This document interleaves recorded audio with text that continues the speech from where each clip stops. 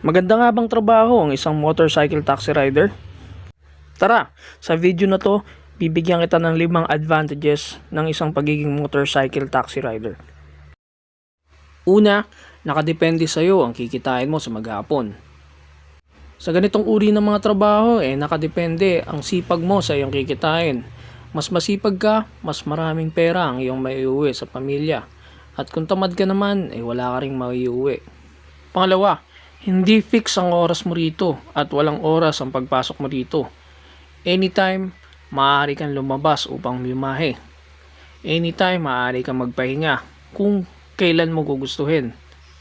Unlike sa pagtatrabaho sa isang opisina, ay gigising ka ng umaga, mag-aasikaso ka, babiyahe ka, at papasok ka. Dito, hawak mo ang oras mo.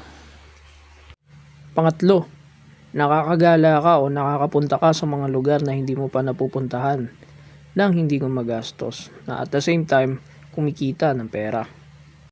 Pang-apat, wala kang amo rito sa ganitong uri ng trabaho. Wala kang boss at wala kang mga kupal na katrabaho kagaya sa opisina o yung mga kulto na management kung tawagin. Sa ganitong uri ng trabaho, ikaw ang boss. At yung mga pasahero, minsan mo lang sila boss, syempre. At kung susumahin, kung ayaw mo sila isakay, nasa sayo ang desisyon dahil karapatan mong mamili ng pasahero o ng booking.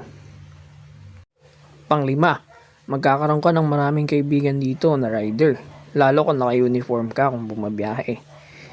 Maya't maya may babati sa'yo o bubusina sa'yo.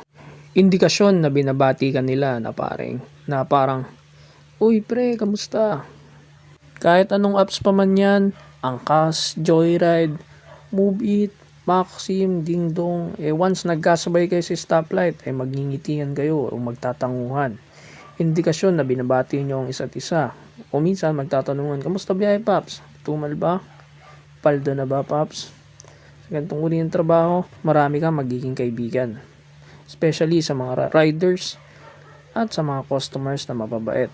Kung nagustuhan nyo tong video na to, comment nyo sa comment section at gagawa tayo ng 5 disadvantages naman sa ganitong uri ng trabaho.